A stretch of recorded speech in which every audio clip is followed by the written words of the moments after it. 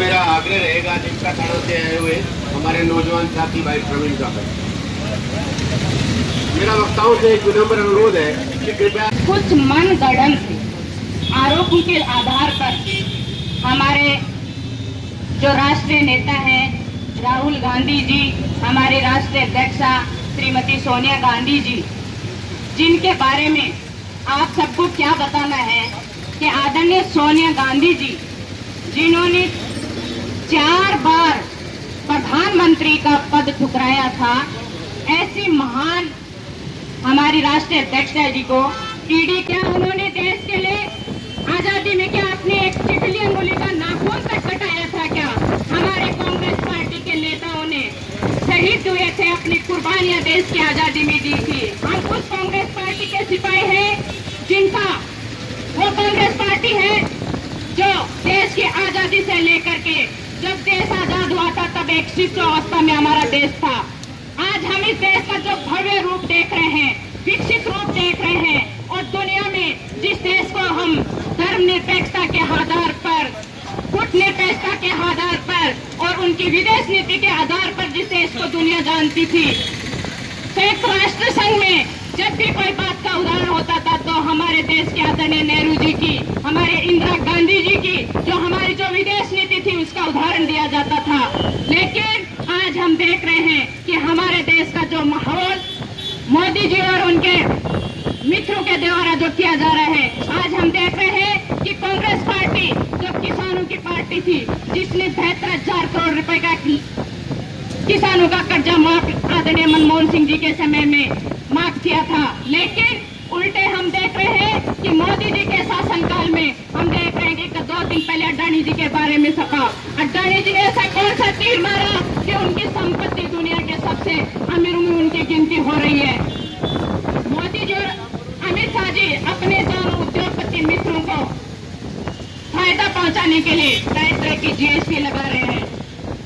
आज हम देख रहे हैं कि हमारे नेताजी सोनिया गांधी जी से नेशनल हेराल्ड मामले में पूछताछ की जा रही है। मैं मोदी जी कहना चाहूंगी कि देश का पैसा विजय माल्या, नीरव मोदी, ललित मोदी को लेकर के देश से भाग गए, उनका हिसाब आपने क्यों नहीं मांगा?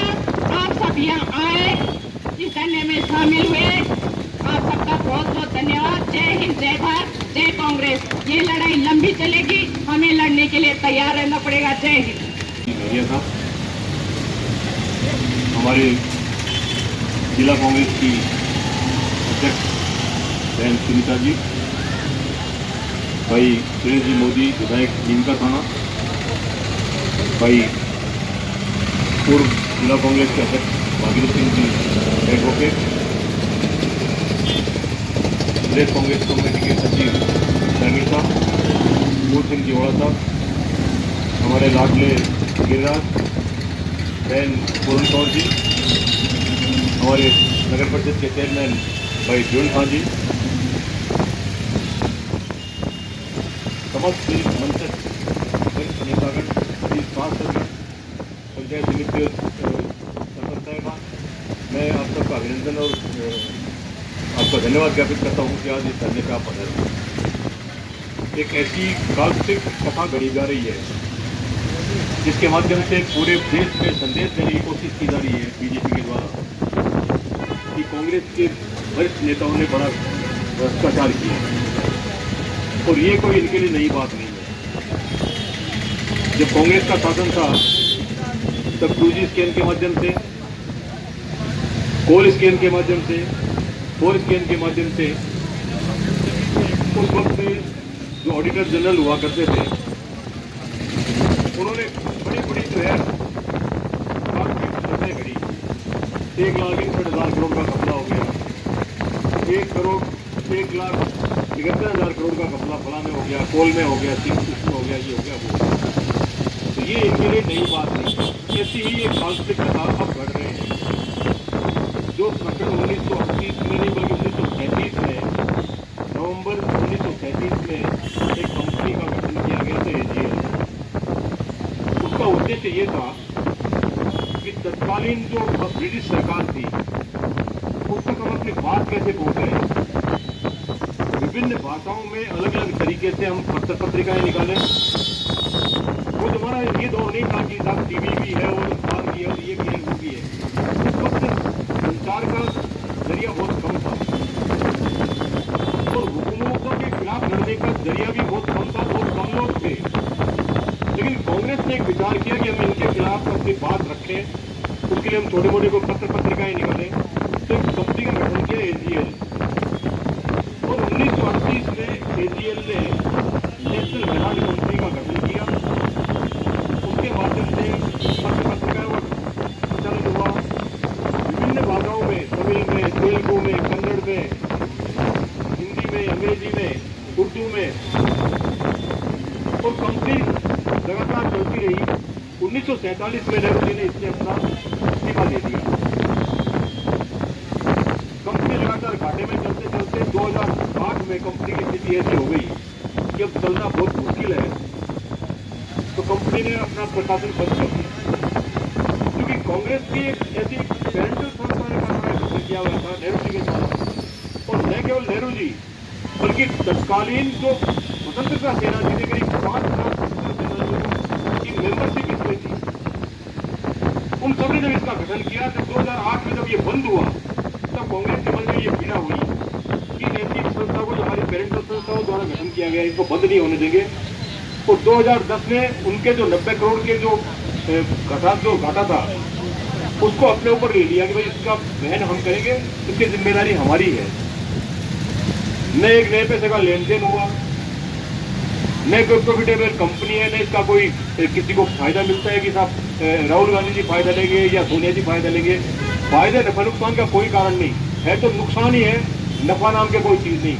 लेकिन कांग्रेस ने 2010 में इसकी 90 करोड़ की जो लाइबिलिटी थी वो अपने ऊपर ली, इसके शेयर्स जो है अपने नाम से ट्रांसफर किए, और जो संचालन जो था वो AGL के बजाय यंग इंडिया ने इसका संचालन शुरू कर दिया, जिसके मोतीलाल जी वोरा भी थे, ऑस्कर फर्नांडिस भी थी, सोनिया जी भी थे, राहुल जी भी थे। तो सबसे पहले तो हमको आम जन के बीच में जहाँ कहीं भी हम जाके बैठे, आपका गांव में भी जाना रहता है, शहर में भी घूमना फिरता रहता है, आम आदमी का आपका चर्चा के माध्यम से भी रहता है। आम आदमी जो ये संदेश पैदा करे, करना कुछ नहीं, इनको लगातार 2023 तक ये माहौल बना के रखना है, 2024 तक कि बड़ा घपला हुआ है। क्या हुआ है? बहुत बड़ा घपला हुआ है। क्या हुआ है? बोले बहुत बड़ा घपला हुआ है। तो ये जो एक माहौल बनाने का जो तरीका जो निकाल रखा है इन्होंने, काल्पनिक बड़ा भारी आडंबर बनाया जा रहा है कि साहब बहुत बड़ा घपला हो गया। क्या हो गया इसका मतलब नहीं, लेकिन बहुत बड़ा घपला हो गया। हमारी पहली प्राथमिकता, ये धरने प्रदर्शन से पहली प्राथमिकता हमारी ये है, हम जहां कहीं भी बैठे हैं, हम आम आदमी तक ये बात पहुंचाएं कि घपला कोई नहीं है, घटना काल्पनिक है। ये केवल मोदी और अमित शाह की दिमाग की उपज है, और केवल एक मनगढ़ंत कहानी घड़ करके 2024 तक इस वातावरण को बनाए रखना है कि साहब कांग्रेस ने बड़ा भारी घपला कर दिया। घपले की फहरिस्त यदि आप गिनो, अब आज कोई इनसे पूछे कि पूरे देश में आपने उस समय कोल स्कीम और ये 2G स्कीम का जिसका जो आपने घपला चलाया, बाबा रामदेव भी उसमें धरने में बैठे, हमारे जो है अन्ना हजारे जी भी धरने पे बैठे, बड़े बड़े नेता लोग भी है धरने पे बैठे, लाखों लाख लोग जो है उस भीड़ में इकट्ठे हुए। सरकार चलेगी, इसका कोई धोखा नहीं है। लेकिन आज इतने वर्षों बाद क्या ये प्रूव कर पाए कि फला 2G स्कीम में या कोल स्कीम में ये फला आदमी दोषी है, इसको हम सजा देते हैं?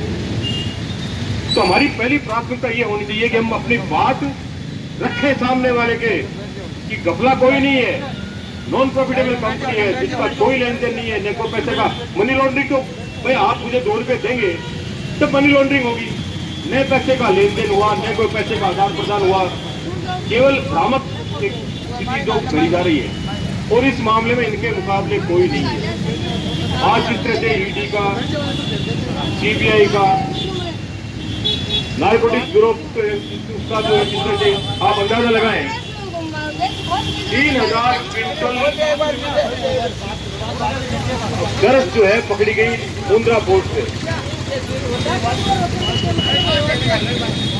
3000 केजी के मुकाबले आर्यन खान इनको ज्यादा जो है बड़ा अपराधी लगा।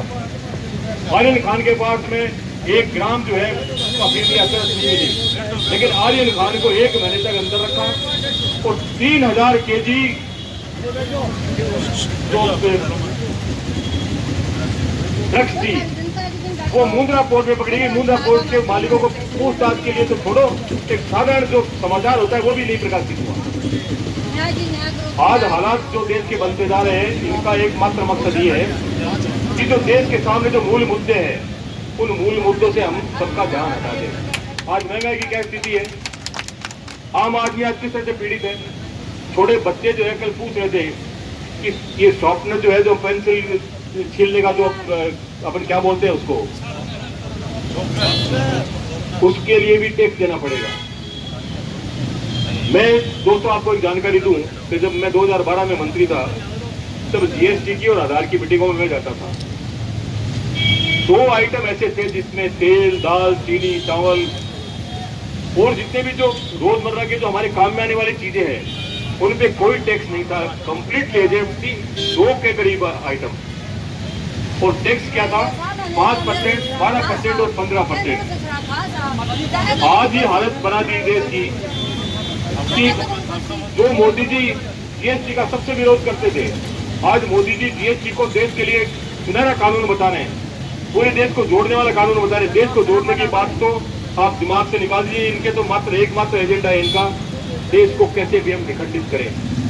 हम उस संस्था को मानने वाले लोग हैं जो देश को जोड़ना चाहते हैं। आप अंदाजा लगाइए, सोने जी को, राहुल जी को, इंदिरा जी को पता नहीं था क्या कि देश की कुछ ऐसी ताकतें उनको मारना चाहती हैं। अपने उद्बोधन से पहले उन्होंने पहले ही कह दिया था कि देश में मेरा कभी भी कुछ ही हो सकता है, लेकिन मेरे खून का एक कतरा इस देश के काम में आना चाहिए। कौन कह सकता है ये बात? राजीव जी को पता नहीं था क्या? राजीव जी को भी इस बात का पता था। राजीव जी की सिक्योरिटी हटा दी, इसके बावजूद भी राजीव जी डरे नहीं, बीच में मैदान में रहे। राजीव जी के क्या हाल हुए आज कोई कल्पना कर सकता है इस बात को? ऐसे माहौल में इस तरह का माहौल जो बनाया जा रहा है, दोस्तों निश्चित रूप से एक बात हमको माननी पड़ेगी, हालात बड़े विषम हैं, परिस्थितियां बड़ी विषम है। आपका मुकाबला ऐसे लोगों से है जो सिर्फ और सिर्फ झूठ परोसते हैं। देश के हालात, भाईचारा जिस तरह से धीरे धीरे करके और भाईचारे के सामने एक बड़ा भारी प्रश्न चिन्ह लगता जा रहा है। देश का नौजवान उम्मीद लेके बैठा हुआ था कि जब भी कोई फौज के लिए भर्तियां होगी, लाखों लोग जाकर के फौज में न केवल भर्ती होंगे बल्कि अपने देश से ज्ञान न्यौछावर करेंगे। आज उस स्कीम को अग्निवीर के माध्यम से इन्होंने क्या स्कीम हमारे सामने रखी, कोई कल्पना कर सकता है इस बात की? किसान जो धरती का सीना चीर करके हमारे लिए अनाज पैदा करता है, इन बच्चों को पता नहीं है।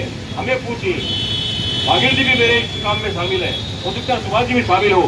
PL 480 का अनाज मिलता था, PL 480 का अमेरिकन गेहूं धोके खाना पड़ता था, धोके 3 दिन सुखाते सब जाकर के गेहूं खाने को मिलता था। आज देश के किसान ने इतना अनाज पैदा कर दिया, न केवल हम, आज आप जो फ्री में अनाज बांट रहे हो, किसका अनाज बांट रहे हो? देश के किसान ने अनाज पैदा किया, तब आप अनाज बांट रहे हो।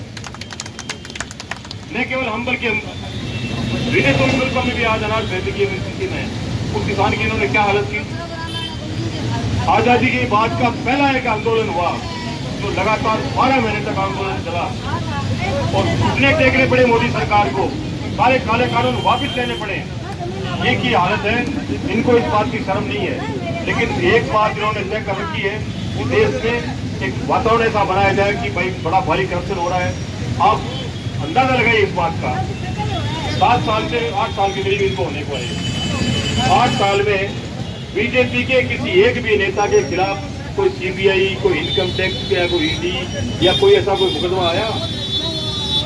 ये तो गंगा है, बीजेपी में आकर के गंगा में डुबकी लो, बिल्कुल पाक साफ है, ना आपके खिलाफ कोई करप्शन का चार्ज दे देना, आपके खिलाफ और कुछ। अभी महाराष्ट्र में सरकार बदली, महाराष्ट्र में जो लोग आज बीजेपी के साथ मिलकर सरकार बना रहे हैं, 10 लोगों के खिलाफ ED की इंक्वायरी चल रही है। 10 लोगों के खिलाफ डर के मारे भाग गए। ED की इंक्वायरी में कल को पता नहीं क्या अंदर ले जाकर अंदर डाल देंगे। 2 लोगों को अंदर डाल रखा है जो निर्दोष हैं, जिन्होंने बीजेपी के खिलाफ पुरजोर शब्दों में अपनी आवाज उठाई। आपके नवाब मलिक जो थे वहां के, उन्होंने जितने ज्यादा उनके खिलाफ आवाज उठाई, आज उसका नतीजा ये भुगतना पड़ने के अंदर है वो। लेकिन वो आज भी कह रहे हैं कि मर्जी जितने दिन अंदर रखो, मैं डरने वाला नहीं। मालिन खान एक निर्दोष बच्चा 1 महीने तक अंदर रख लिया, कसूर क्या? झूठी मनगढ़ंत कहानी के साथ इसके पास ड्रग्स के जो है होटल बनी हुई है, इसके व्हाट्सएप चैट पे जो है बड़े बड़े जो विदेशी जो ड्रग्स सप्लाई करने वाले लोग हैं उनके साथ इसके कनेक्शन है। कोर्ट ने मिट्टी डाली इनके मुंह पे। कितना शर्म नहीं है इस तरह की हल्की बात करते हुए? मासूम बच्चा जिसके पास 1 ग्राम छोड़ करके 1 माइक्रोग्राम जो है उसके पास में ड्रग्स नहीं है, और तुमने इसके खिलाफ इतनी बड़ी साजिश रखी। 3-3 हजार किलो ड्रग्स पकड़ी जा रही है, तब वो पाक साहब है, वो निर्दोष है। तो आज आपके सामने एक बड़ा भारी विकट संकट है। मेरा तो आपसे विनम्र निवेदन एक ही है कि जब हम याद करें तो आप पधारें, लेकिन इससे पहले एक काम आपके जिम्मे है। आप जहां कहीं भी रहते हो, गांव में, शहर में, किसी भी छोटी मोटी सभा सोसाइटी में, अपनी बात को मजबूती से आप रखें कि ये जो कुछ भी ईडी के माध्यम से या जो कुछ भी भ्रम फैलाया जा रहा है, जो काल्पनिक मनगढ़ंत जो एक संरचना की जा रही है झूठ की, इसका पुरजोर शब्दों में विरोध करें। उनको बताएं कि कोई ऐसा काम नहीं है जिसमें कोई मनी लॉन्ड्रिंग हुई हो या कोई पैसे का लेन देन हुआ हो या कोई करप्शन हुआ हो। आप पधारे, मैं आपका बहुत बहुत आभार व्यक्त करता हूँ, और मैं सुनीता जी को अपनी ओर से शुभकामनाएं और धन्यवाद देता हूँ कि जब भी आयोजन होते हैं आप पूरी ताकत के साथ जुड़ करके इस कार्यक्रम को करते हैं। मैं दूसरा धन्यवाद भाई जीवन साथी को भी देना चाहूँगा कि आप अच्छी व्यवस्थाएं करते हैं, आगे भी करते रहिएगा। बहुत बहुत धन्यवाद। सब लोग कह रहे हैं कि बीजेपी कांग्रेस को डराने के लिए ईडी और इनकम टैक्स के छापे पड़वा रही है। मेरा ये मानना है कि बीजेपी स्वयं डरी हुई है, इसलिए वो छापे पड़वा रही है। उसको ये डर है कि कांग्रेस जो उनकी दुकान चलती आ रही है उसको किसी वक्त भी बंद कराएगी तो कांग्रेस कराएगी, इसलिए वो कांग्रेस से डर के इस तरह की कार्रवाई कर रहे हैं। लेकिन वो भूल रहे हैं कि वो किसे डरा रहे हैं। उस नेता को डरा रहे हैं जिसने अपनी सास की गोलियों से छलनी लाश को अपनी गोदी में रखा था। उस नेता को डरा रहे हैं जिसने अपने पति की देह को, गोलियों से छलनी देह को अपनी गोदी में रखा था। जिसके परिवार के लोग पीढ़ियां, बरसों हिंदुस्तान की आजादी की लड़ाई में जेल में गए थे। कल मैं दिल्ली में था, हम लोगों ने गिरफ्तारी दी थी। वहां पे जयराम रमेश जी ने एक बात कही कि बीजेपी एक झूठा प्रचार कर रही है कि सोनिया जी के आग्रह पे तारीख आगे बढ़ रही है, जबकि हकीकत ये थी कि सोनिया जी ने ये कहा कि आपको जितनी देर तक जितने सवाल मुझसे पूछने हैं आप पूछिए, मैं जवाब देने को तैयार हूँ। मैं आज भी तैयार हूँ, कल भी तैयार हूँ, सोमवार को आप फिर बुलाएंगे, मैं फिर तैयार हूँ। लेकिन उन्होंने कहा कि हमारे पास अब कोई सवाल नहीं है, इसलिए हम ये पूछताछ खत्म कर रहे हैं। अगले हफ्ते अगर कोई जरूरत आपको हमारी पड़ेगी आपकी तो हम बुलाएंगे। उन्होंने कहा अगले हफ्ते नहीं, आप लगातार मुझसे पूछताछ कीजिए। फिर उन्होंने बहाना लिया कि हमारे पास शाम को डॉक्टर नहीं होता, इसलिए हम दोपहर के बाद पूछताछ नहीं करेंगे। हमारे पास जो डॉक्टर है वो खाली सुबह की पारी का। उन्होंने ये कहा कि मुझे डॉक्टर की जरूरत नहीं है, आप तो शाम को भी पूछताछ करिए। तो इस तरह से झूठे बहाने बनाकर वो परेशान करना चाहते हैं। क्यों परेशान करना चाहते हैं? कुर्सी हमारी बनी रहे। अरे जिस महिला ने, जिस नेता ने प्रधानमंत्री की कुर्सी हंसते हंसते छोड़ दी, उस महिला नेता को आप अपने लालच के लिए इस तरह से प्रताड़ित करना चाह रहे हो। गहलोत साहब कल बता रहे थे कि कानून ये है कि 15 साल से छोटे बच्चे को और महिला को ईडी पूछताछ के लिए ऑफिस में नहीं बुलाता, उसे वहां उसके घर पे स्वयं जाके और बयान देने को। लेकिन कोई बात नहीं, उन्होंने इस बात का कोई एतराज नहीं किया। आप आराम से पूछताछ के लिए आपने मुझे बुलाया है, मैं जवाब देने को तैयार हूँ। 28 सवाल उनसे किए गए, 27 सवालों का उन्होंने जवाब दिया। एक सवाल बेहुदा सा था जिसका उन्होंने जवाब दिया। दोस्तों, बीजेपी को चाहिए तो ये था कि जनता महंगाई से त्रस्त है, बेरोजगारी से त्रस्त है, नौजवान धार्मिक उन्माद में देश में अशांति फैली हुई है, इन सब पे बयान देते, इन सब के उपाय करते, आप इनको दूर करने के लिए महंगाई हटाने के उपाय करते, बेरोजगारी दूर करने के उपाय करते, लेकिन ये सब करने के बजाय आप इस तरह की कार्रवाई कर रहे हो। और मैं तो ये मानता हूं कि इससे कांग्रेस को और मजबूती मिल रही है। कल अगर आपने देखा हो तो देखिए आप, कर्नाटका जैसी स्टेट में इतना बड़ा विरोध प्रदर्शन हुआ है, ऐतिहासिक, जो आज तक इतिहास में कर्नाटका में नहीं हुआ कांग्रेस के ऊपर।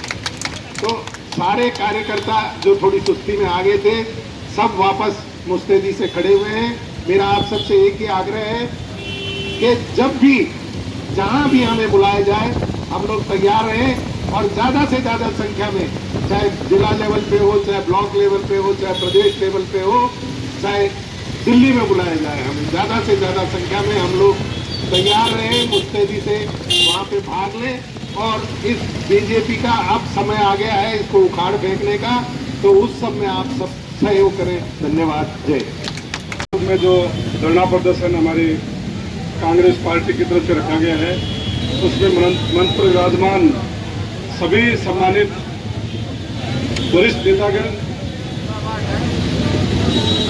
कल जयपुर में धरना था, आज हर जिले में ये सीबीआई और ईडी के दुरुपयोग के खिलाफ, केंद्र सरकार के खिलाफ जो धरना दिया जा रहा है, पहले वक्ताओं ने सब कुछ बता दिया है। मेरा तो एक ही कहना है कि कल जयपुर में भी प्रदेश अध्यक्ष श्री गोविंद जी डोटासरा ने ये कहा था कि अगर राहुल गांधी और सोनिया गांधी के ऊपर आंच आती है तो राजस्थान के हर एक दाढ़ी के कार्यकर्ता के ऊपर आंच आती है, तो हम सबको मिलकर के एकजुट होकर के और ईंट से ईंट मिला देंगे, इनको बता देंगे कि कांग्रेस के नेताओं के ऊपर अगर आप हाथ डालोगे, चाहे कांग्रेस के नेता हो, चाहे विपक्ष से कोई भी नेता हो, ये सबका नंबर ले रखा है। चाहे महाराष्ट्र में संजय निरुपम हो, चाहे और भी कोई नेता हो, उनके खिलाफ विपक्ष के सारे नेताओं को एक एक करके ईडी का नोटिस भेजे। इनके खिलाफ कोई बोलता है उसी के खिलाफ ईडी का नोटिस भेज देते हैं कि आ जाओ ईडी के अंदर, ईडी के दफ्तर के अंदर। लेकिन कल मैडम सोनिया गांधी जी ने जो उनका बहुत ही साहसपूर्वक मुकाबला किया कि आप जितने पूछ सकते हो हमें सवाल पूछे, मैं जवाब देने के लिए तैयार हूँ, उसी तरीके से कांग्रेस का हर कार्यकर्ता तैयार है और ज्यादा से ज्यादा केस इसके खिलाफ करते रहे, और जब जरूरत पड़े तो हम सब एक होकर के और इनका मुकाबला करेंगे। जय हिंद, जय भारत। जो आर्थिक मदद होती है, जो आप राजनीतिक पार्टियों को मदद करते हैं, आज भाजपा जो है तो चंदे के अंदर हिंदुस्तान की सबसे सिरमौर पार्टी है। उस छोटी सी चीज को लेकर एक बदलाव करने की साजिश के तहत इस हेराड मामले को ईडी के द्वारा उछाला जा रहा है, मीडिया द्वारा उछाला जा रहा है, इस भारत की सरकार द्वारा इस प्रोपेगेंडा किया जा रहा है। मैं तो आपसे यही निवेदन करूंगा, अगर इसमें हमारे नेताओं को छोटी सी भी आंच आए तो आपने वो सड़कों पे या जेलों में जाना पड़े, उसके लिए बेरा होने की आवश्यकता है। पुनः आप सबका जो सहयोग बार बार आप भारत सरकार की नीतियों के खिलाफ कांग्रेस के कार्यकर्ता जो देते हैं, उसके लिए आपका बहुत बहुत धन्यवाद। जय हिंद।